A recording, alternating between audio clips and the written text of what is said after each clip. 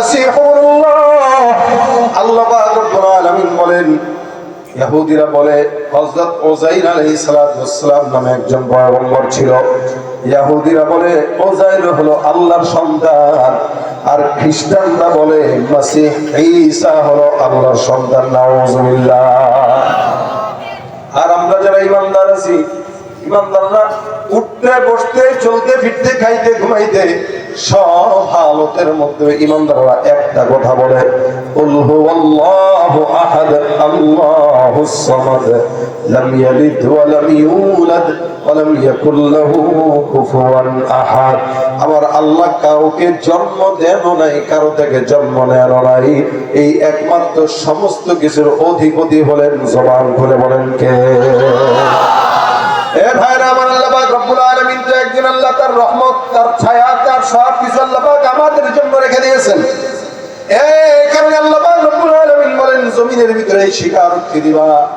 আমি যে আয়াতে কারিমা তেলাওয়াত করেছি, এই আয়াতের প্রথম অংশে আল্লাহ পাক রব্বুল আলামিন তার পরিচয় তুলে ধরেছেন। কোরআনে ফাতিহা থেকে নিয়ে নাস পর্যন্ত যত আয়াত আছে, সব আয়াতের মধ্যে সবচাইতে ফজিলতপূর্ণ আয়াতটাই হলো এই আয়াত। সুবহানাল্লাহ। যে আয়াতের নাম হলো আয়াতুল কুরসি। হাদিসের ভাষ্যে আল্লাহ রাসূল সাল্লাল্লাহু আলাইহি ওয়াসাল্লাম বর্ণনা করেন, উনি একবার উবাই ইবনে কাব রাদিয়াল্লাহু তাআলা আনহুকে প্রশ্ন করলেন, হে উবাই ইবনে কাব, তুমি বলো কোরআনের যত সূরা আছে, যত আয়াত আছে, এই সব আয়াতের মধ্য থেকে সবচাইতে আল্লাহর দরবারে দামি আয়াত কোনটি? সাহাবা ইজমাইনদের আদব ছিল, যতই কিছু জানতো না কেন, আল্লাহর নবী যখন কোনো প্রশ্ন করতেন এক বাক্যে জবাব দেয়া বলতো, আল্লাহর নবী ভালো জানে। উবাই ইবনে কাব বলেন, ইয়া রাসূলুল্লাহ, আমি জানি না, আল্লাহ রাসূল ভালো জানেন। নবী বলেন, আমি তোমাকে প্রশ্ন করলাম, তুমি তোমার মতো করে চিন্তা ফিকির করে জবাবটা দিয়ে দাও। হযরত উবাই ইবনে কাব ডাক দিয়ে বলেন, ইয়া রাসূলুল্লাহ, কোরআনের যত সূরা আছে, যত আয়াত আছে, আমার কাছে মনে হয় সব আয়াতের মধ্য থেকে অন্যতম ফজিলতপূর্ণ আয়াত, সবচাইতে গুরুত্বপূর্ণ ফজিলতপূর্ণ আয়াত আয়াতুল কুরসি। আল্লাহ পাকের কোরআনের মধ্যে সবচাইতে ফজিলতপূর্ণ আয়াত।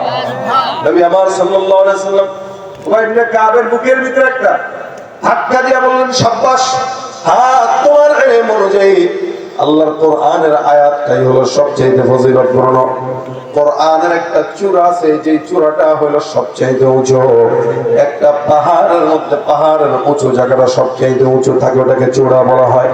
কোরআনের সবচেয়ে চূড়াটা হলো সূরাতুল বাকারা, আর সূরা বাকারার সবচেয়ে উঁচা চূড়া হলো আয়াতুল কুরসি। সুবহানাল্লাহ।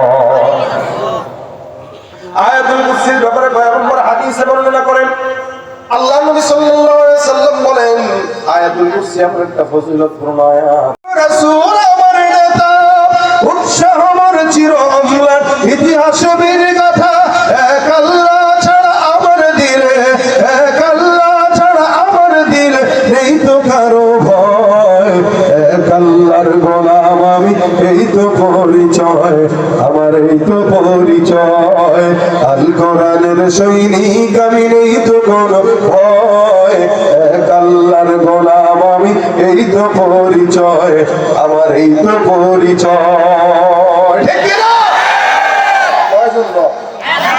জবান খুলে আরো জোরে, আল্লাহ ছাড়া কাউকে মানা যাবে? নেতাকে মানা যাবে? পীরকে মানা যাবে? মা বাবাকে মানা যাবে? একজনকেই মানা। জিহ্বা দিয়েছেন যিনি, গোলামি তারই হবে।